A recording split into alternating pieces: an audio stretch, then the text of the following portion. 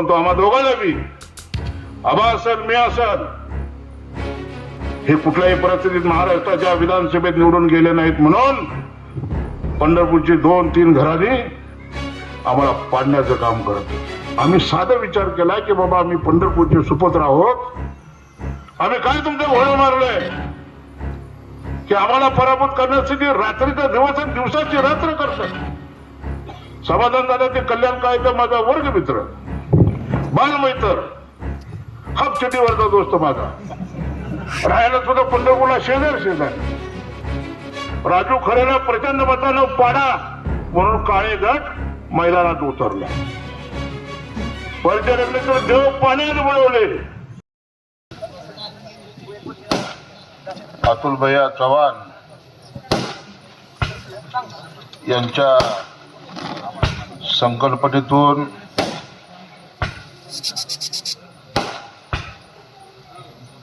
पंढरपूरचे भूमिपुत्र म्हणून माझा पंढरपूरचे भूमिपुत्र म्हणून अभिजित आबा आणि पंढरपूर मंगळवेढ्याचे आमदार म्हणून समाधानदादा अवताडे या तिघाच्या सत्काराचं नियोजन अतुल भैया आपण करून या तालुक्यामध्ये एक चांगल्या पद्धतीचा संदेश दिला. त्याबद्दल मी आपलं मनापासून आभार मानतो.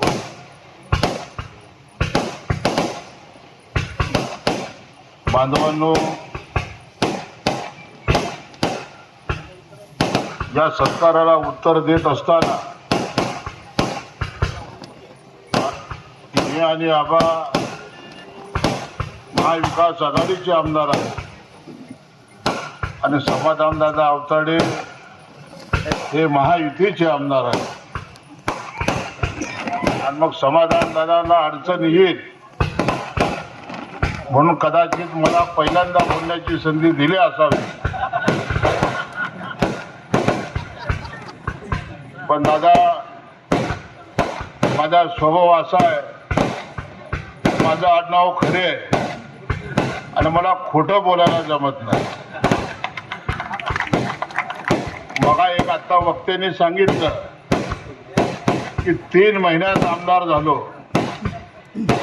तर मी आपल्याला सांगू इच्छितो की 3 महिन्यात आमदार नाही, तर 2018 पासून मोहोळ मतदारसंघामध्ये काम करत असताना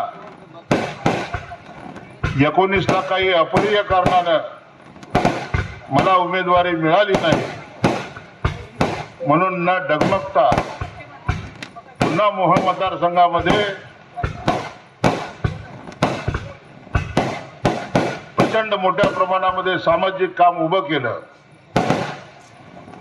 मागल त्याला रस्ता, मागल त्याला पाणी, ही संकल्पना सर्वप्रथम मोहोळ मतदारसंघामध्ये मी राबवली. आणि गेल्या वर्षी ज्या वेळेला दुष्काळ पडला त्यावेळी मोहोळला प्यायला पाणी नव्हतं. देशाला स्वातंत्र्य मिळून 75 वर्षे झाल्यानंतर सुद्धा आमच्या आया बहिणीला डोक्यावरती हंडा घेऊन पाणी भरावं लागतं, एवढी लाजिरवाणी गोष्ट या मोहोळ शहरामध्ये होती, मोहोळ तालुक्यामध्ये होती. मोहोळची नगर परिषद 20-20 दिवस मोहोळ शहराला पाणी देत नव्हती. राष्ट्रीय महामार्ग क्रमांक 9 वर असणारे हे मोहोळ शहर आणि बाजूला जाणारी रेल्वेची लाईन, या दोन्हीच्या मध्ये वसलेलं हे शहर एक मोठी बाजारपेठ म्हणून उदयास आली असती. परंतु दादागिरी, झुंडशाही, तानाशाही आणि हुकुमशाहीच्या जोरावरती आंदरकरांनी गेली 50 वर्ष तिथं राज्य केलं. हा विजय असा तसा नाही आम्ही मिळवला. हा 5-6 वर्ष त्या मतदारसंघात काम करत असताना शेतकरी असेल, कामगार असेल, कोण आजारी पडला असेल तर त्याला औद्योगिक आरोग्याची मदत करणं असेल, कुणाच्या गरीबाचं लग्न असेल तर त्या गरीबाला लग्नाला मदत करणं, अनेक पद्धतीच्या काम त्या मोहोळ मतदारसंघामध्ये उभं केलं. आणि ज्या वेळेला मोहोळमध्ये आम्ही काम करत होतो त्यावेळी आमच्या बरोबर माझ्या तर बाबतीमध्ये समाधान दादा ज्या वेळेला मला उमेदवारी तर जाहीर झालीच नव्हती, अभिजित आबा पाटील उमेदवार जाहीर झाले होते आणि मोहोळ मतदारसंघामधून माजी आमदार रमेश कदम यांची मुलगी ज्यांना तिकीट देण्यात आलं होतं. परंतु जनमताचा रेटा काय असतो हे मोहोळच्या जनतेने दाखवून दिलं. आणि शेवटच्या दिवशी अभिजित आबा तुम्ही माड्यामध्ये प्रचाराला लागला होता, समाधान दादांनी पहिली बाजी मारली होती, तेही मैदानात उतरले होते, त्यांनी तटबंदी बी मजबूत केली होती, त्यामुळे दादाला जास्त विरोध नव्हता. परंतु माझ्या बाबतीमध्ये फार विचित्र परिस्थिती होती. 19लाही मला उमेदवारी नाकारली आणि 24ला सुद्धा मला उमेदवारी नाकारली. एवढं मोहोळ मतदारसंघात प्रचंड काम केल्यानंतर सुद्धा दादा ज्यावेळी दुष्काळ पडला होता तरी 20-20 हजार लिटरचे 17 टँकर घेऊन मी मोहोळच्या जनतेला पाणी पाजण्याचं काम करत होतो. मोहोळच्या त्या माझ्या माता भगिनींचा आशीर्वाद माझ्या पाठीशी होता, आजारी माणसाला मदत केलेली माझ्या पाठीशी होती, मागल त्या शेतकऱ्याला रस्ता दिला होता त्याची आशीर्वाद माझ्या पाठीशी होते. माझ्याकडे आलेल्या माणसाला कधी खाली हात मी पाठवलं नाही. आणि दुसरीकडे ज्याच्या घरात 50 वर्षाची सत्ता होती त्याच्याकडे गेल्यानंतर तुम्हाला चाय सुद्धा मिळत नव्हता, अशी परिस्थिती होती.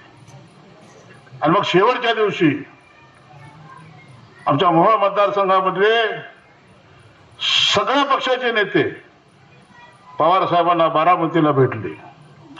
काका साठे होते, मनोहर डोंगरे होते, एकनाथ शिंदे साहेबांची शिवसेना माझ्या बरोबर होती, उद्धव ठाकरे साहेबांची शिवसेना माझ्या बरोबर होती.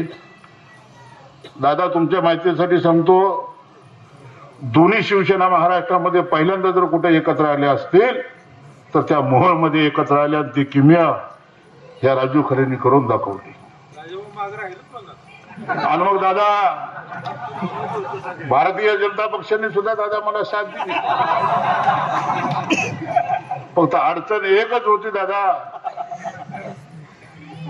की कमळाबाई मला म्हणाले की दिवसा अडचण आहे दादा, तुला रात्री मदत करेल. पण पंढरपूरच्या कमळाबाईने माझ्या विरोधात काम केलं दादा, हे आज इथं सांगितलं पाहिजे.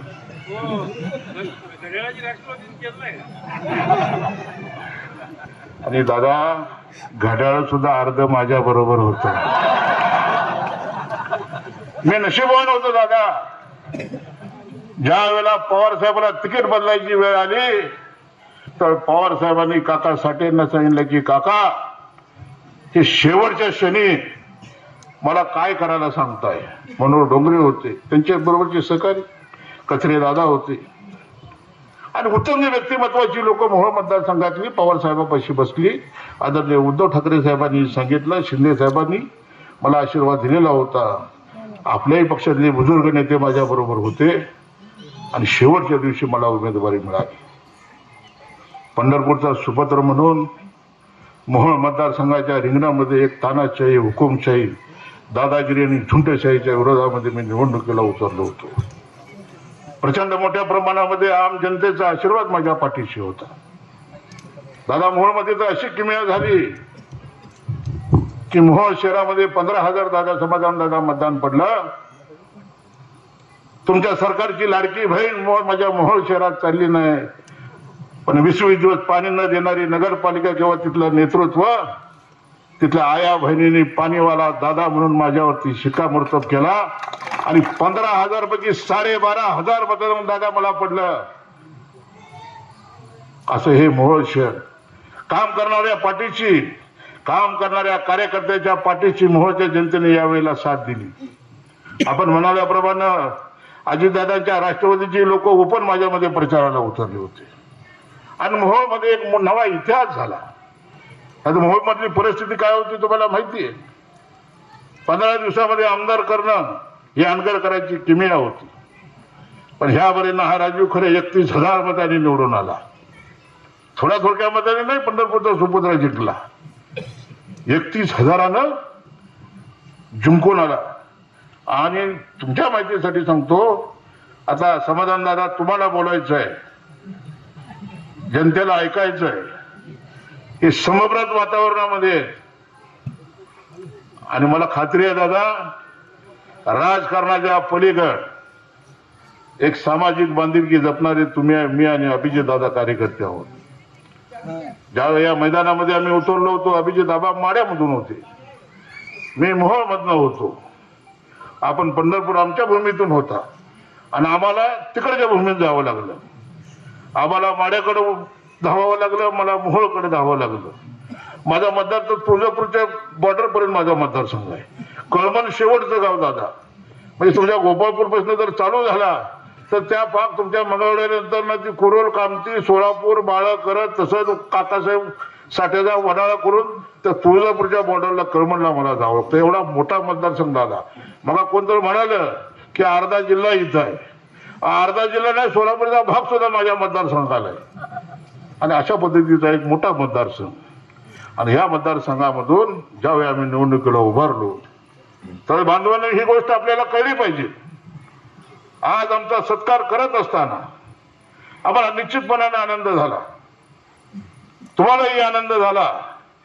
पण ह्या मैदानामध्ये ज्या वेळेला आम्ही उतरलो होतो तर पंढरपूरची शिदोरी घेऊन आम्ही पुढच्या निवडणुका जिंकण्यासाठी उतरलो होतो. परंतु आम्हा दोघांना बी, आबा असेल मी असेल, हे कुठल्याही परिस्थितीत महाराष्ट्राच्या विधानसभेत निवडून गेले नाहीत म्हणून पंढरपूरची 2-3 घरांनी आम्हाला पाडण्याचं काम करत होते. दादा 2014ला नरेंद्र मोदी सुद्धा आले पंढरपूरला सभेला, बोले यांना निवडून द्या प्रचंड मताने परिचारकला. दादा मोदी येऊन सुद्धा परिचारक पडले. म्हणजे विचार करा की मोदी सुद्धा त्यांच्या कामाला आला नाही. आणि 3 निवडणुकीत पराभूत झालेली माणसं कालच्या निवडणुकीमध्ये मला आणि आबाला पाडण्याचं काम करत होते. आम्ही साधा विचार केला की बाबा आम्ही पंढरपूरचे सुपुत्र आहोत, आम्ही काय तुमचं घोडं मारलंय की आम्हाला पराभूत करण्यासाठी रात्रीचा दिवस आणि दिवसाची रात्र करतात. समाधान झालं ते कल्याण काळेचा माझा वर्गमित्र, बालमैत्र, हाफ चटीवरचा दोस्त माझा, राहायला सुद्धा पंढरपूरला शेजारी. आणि दादा 5वी ते 10वी, त्यानंतर तो कॉलेज घेऊन 5वी ते 10वीला फुल पॅन्ट नसते, हाफ चटी असते. मी कल्याणराव हाफ चटीवर सायकलीवर फिरलेली दोस्त, अशी तशी दोस्ती नाही दादा. फोन करून हात जोडून सांगितलं, कल्याणराव मी तुमचा बालमित्र आहे, राजकारणाचे जोडे बाजूला ठेवा आणि हुनवटी छत्र्या लावून विचारा आपल्या अंतकरणाला की वसंतदादा उभारले होते त्यावेळेला आम्ही शिवसेनेत असून सुद्धा प्रचंड मोठ्या मताने आम्ही तुमच्या प्रचाराला उतरलो होतो. तुमच्या सुखदुःखात आम्ही तुम्हाला साथ दिलेली होती. ही निवडणूक आहे, आपला मित्र महाराष्ट्राच्या विधानसभेत आमदार म्हणून जावं अशी तुमची इच्छा नाही का? अरे नाही म्हणले, राजू तुला नक्की मदत करणार. काय केलं? राजू खरेला प्रचंड मतानं पाडा म्हणून काळे गट मैदानात उतरला. परिचारकने तर देव पाण्यात बुडवले. माझ्याकडे साखर कारखाना नाही, माझ्याकडे सुदिगिरणी नाही, माझ्याकडे साधी पिठाची चक्की नाही. पण दादा एक टांगेवाल्याचा मुलगा पंढरपूरच्या 17 गावातून तब्बल 2000चं मताधिक्य हे विरोधात असताना सुद्धा त्या पंढरपूरच्या जनतेने, या 17 गावातल्या जनतेने मला देऊन मला विधानसभेत पाठवण्याची संधी दिली. आणि म्हणून ही निवडणूक आम्हाला महाराष्ट्राच्या विधानसभेत आमदार म्हणून जाण्याची संधी मिळाली. त्यामुळे या 17 गावामधल्या सर्व जनतेचं, मोहोळ तालुक्याचं आणि उत्तर सोलापूर तालुक्यातल्या जनतेचं मी प्रचंड मोठ्या प्रमाणामध्ये दादा आभार मानतो. समाधान दादा, माझ्यासारख्या गरीब कार्यकर्त्याला आज तुम्ही पाहताय, मी तुतारीचा जरी दादा आमदार असलो तर दुपारी जेवायला एकनाथ शिंदे साहेबाकडे असतो. मी परवा रात्री अधिवेशन संपल्यानंतर साहेबांकडे पाऊण तास होतो आणि 45 मिनिटांमध्ये मी पंढरपूरचा आमच्या मोहोळचा विकास आराखडा मंजूर केला दादा. वर्षभर शासनाच्या अडचणीत तो विकास आराखडा होता दादा. मी आष्टीला 40 कोटी रुपयाचा निधी आणला. अभिजित आबांना विचारा, अजितदादांना द्यावे लागले, कारण मी तिकडून इकडे आलो होतो. 34 वर्ष तुमच्याकडेच होतो, तुम्हाला दादा चांगलं माहिती. आणि मग ह्या निवडणुकीमध्ये मी तिच्या मनामध्ये काहीतरी वेगळं लिहिलं होतं आणि आम्हाला दोघांना बी इकडे यावं लागलं. दोघांनी ही विजयाची तुतारी वाजवली. समाधान दादा, तुम्ही आता सत्तेत आहात आणि सत्तेत असताना पंढरपूरच्या राजकारणामध्ये माझी आणि आबांची तुम्हाला नेहमी साथ असेल. पण आमच्याही मतदारसंघामध्ये एकनाथ शिंदे साहेबांचा प्रचंड साथ माझ्या पाठीशी. मला कुठल्याही पद्धतीची दादा अडचण येत नाही. 45 मिनिटाच्या चर्चेमधून माझ्या मतदारसंघातल्या बारीक सारीक गोष्टीवरती मला शिंदे साहेब विचारत होते. 22-34 वर्ष त्यांच्या बरोबर काढलेली होती आणि या गोष्टीचा दादा त्यांना अभिमान होता की माझा राजू महाराष्ट्राच्या विधानसभेत आमदार म्हणून आला. तो तुतारी घेऊन आला तरी बी त्यांना वाईट वाटलं नाही. म्हणले तू आला हे आमच्यासाठी महत्वाचं आहे. आणि म्हणून तुम्हाला सांगतो बांधवांनो, नीतिमत्ता साफ असेल तर माझ्यासारखा अभिजित आबासारखा माणूस आमदार होतो. नीतिमत्ता मध्ये यांच्यात खोट होती. तीनदा पराभूत झाले. काळेंचे वडील वसंतराव पराभूत. कल्याणरावने तर साऱ्या निवडणुकीत हार पत्करली आणि पांढऱ्या पायाची माणसं मला ना आम्हाला पाडायसाठी काम करत होती. दादा, पोटनिवडणुकीला तुम्ही उभारला. मी मुंबईला आलो, 15 दिवस होतो, तुम्हाला भेटलो नाही. पण समाधान दादाची माझी मैत्री 1991-92 पासूनची अत्यंत जिव्हाळ्याची माझी आणि दादांचे संबंध. दादांच्या गावचा मी जावा आहे मंगळवेढ्याचा. त्यामुळं दादा तुम्हाला माहिती आहे की सासरवाडीचा दादा आमचा कसल्याही परिस्थितीत निवडून आलाच पाहिजे म्हणून आम्ही राजकीय जोडे बाजूला ठेवून नेहमी दादांच्या पाठीशी खंबीरपणे उभा होतो. आणि दादा, याही पुढे आम्ही तुमच्या पाठीशी खंबीरपणे असणार आहे. तुम्ही आम्हाला साथ द्या, आम्ही तुम्हाला साथ देतो. बाकी याचा कार्यक्रम दादा आता आपण करेक्ट करू. अशी त्रिदेवाची जोडी. मी आहे शिंदे साहेबांवर अडचण, तुम्हाला अडचण येणार नाही. तुम्हाला शिंदे साहेब फोन करून सांगतील. त्यांचं शिंदे साहेबांचं त्यांच्यावर खूप प्रेम आहे दादावरती. आणि म्हणून बाजूबांनो, येणाऱ्या निवडणुकीमध्ये जिल्हा परिषदेच्या निवडणुका आलेल्या आहेत. आपण सर्व कार्यकर्त्यांनी एक विचारानं कामाला लागा. समाधान दादा असेल, मी असेल, अभिजित आबा असेल, आम्ही काय करायचं ते ठरवू. कारण आता 29 पर्यंत विधानसभेची निवडणूक नाहीये. त्यामुळे आता आमच्या तिघालाही हिरवा बिल्ला लागलेला आहे विधानसभेचा. आणि त्याच्यामुळे तुम्ही काळजी करायचं काय कारण नाही. आम्ही तुमच्या कार्यकर्त्याच्या पाठीशी, इथल्या सहकाऱ्यांच्या पाठीशी, जिल्हा परिषद असेल, पंचायत समितीच्या निवडणुका असेल. माझं गाव तो रोपळा आहे. त्यामुळे सुस्तेवरनं 5 मिनिटाच्या अंतरावर माझं गाव आहे. त्यामुळे सुस्तेवरती आम्ही नेहमी प्रेमच करत आलेलो आहोत. तिथल्या आजूबाजूच्या गावात सगळ्याच लोकांवरती प्रेम करतो. पण सुस्त फार आम्हाला जवळच आहे. आणि म्हणून बांधवांना सांगतो की जिल्हा परिषदेच्या निवडणुका, पंचायत समितीच्या निवडणुकीमध्ये आम्ही राजकीय जोडे बाजूला ठेवू, परंतु इथल्या तळमळीच्या कार्यकर्त्याला जिल्हा परिषदेमध्ये, पंचायत समितीमध्ये तो कसा निवडून येईल त्याच्यासाठी आम्ही तुमच्या पाठीशी खंबीरपणे उभा राहू. राजकारणाचं वारा आता बदललेलं आहे. विशिष्ट घराण्याची सत्ता ही आता संपत चाललेली आहे. तानाशाही, हुकुमशाही, दादागिरी, बँका, शाळा, कॉलेज, महाविद्यालय एवढं सारं असून सुद्धा 3-3, 4-4 वेळा ह्यांना पराभूत व्हावं लागलं म्हणजे जनता यांना स्वीकारत नाही. परंतु पहिल्याच झटक्यात आव्हान मी या आयला फार लाल माती लावूनच गदा घेऊन महाराष्ट्राच्या विधानसभेत गेलो. दादाच होता आमचा समाधान दादा. पहिल्याच झटक्यात पोटनिवडणुकीत विधानसभेत गेला. आणि म्हणून पंढरपूरच्या पांडुरंगाचा आशीर्वाद आमच्या तिघांची पाठीशी खंबीरपणे. मी जरी रोपड्याचा असलो तरी राहायला मी गोपाळपूरला गेलो. गोपाळपूरला का दादा गेलो तर पांडुरंगाला म्हणलं हमेशा मला आशीर्वाद आपला असावा म्हणून तुमच्या बाजूला येतो. आणि पंढरपूरच्या पांडुरंगाच्या आशीर्वादाने तुमच्यातला एक साधा कार्यकर्ता आज आमदार म्हणून महाराष्ट्राच्या विधानसभेत गेला. आणि म्हणून बांधवांनो, आमच्याकडे पहिल्यांदा तुमच्या लक्षात येईल की आम्ही काय चमत्कार करतो, तर माणसं पाठीशी असल्यानंतर चमत्कार हा होतो. पैसा असला तर सर्वच काही होतं अशातला भाग नाही. पैसा हे सुखसोयीचं साधन आहे. पैसा ही संपत्ती ही माणसाला विधानसभेत लोकसभेत पोचवू शकत नाही. पण टाटाही आमदार झाला असता, खासदार झाला असता, बिर्लाही झाला असता, सगळेच उद्योगपती झाले असते. परंतु सामाजिक बांधिलकी जपणारे आम्ही कार्यकर्ते आहोत.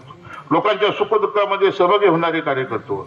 रात्री 12-12, 1-1, 2-2, 3-3, 4-4 वाजेपर्यंत आम्ही लोकांच्या प्रश्नावरती रात्र जागरून लोकांना मदत करण्याच्या भूमिकेत आम्ही राहिलो. उभं आयुष्य आम्ही सामाजिक कामामध्ये घातलं. 34 वर्षाच्या प्रदीर्घ संघर्षानंतर माझ्यासारखा कार्यकर्ता महाराष्ट्राच्या विधानसभेत आमदार म्हणून गेला. 34 वर्षाची तपश्चर्या आज आमच्या पाठीशी होती. असा तसा आमच्या पाठीमागे अनुभव नव्हता. आणि म्हणून एकदा अतुल भैया तुमचं मनापासून अभिनंदन करतो की पंढरपूरचे 2 सुपुत्र आणि पंढरपूर मंगळवेढा मतदारसंघाचे आमदार म्हणून समाधानदादा अवताडे आमच्या तिघाचा सत्कार केल्याबद्दल अतुल भैया तुम्हाला, तुमच्या परिवाराला, या सुस्तेकरांना मनापासून मी धन्यवाद देतो. काही चुकले असेल मी क्षमा मागतो. आणि येणाऱ्या पुढच्या आमच्या राजकीय जीवनासाठी आपल्या सगळ्यांचे आशीर्वाद आमच्या पाठीचे आहेत असं समजून मी आपली रजा घेतो.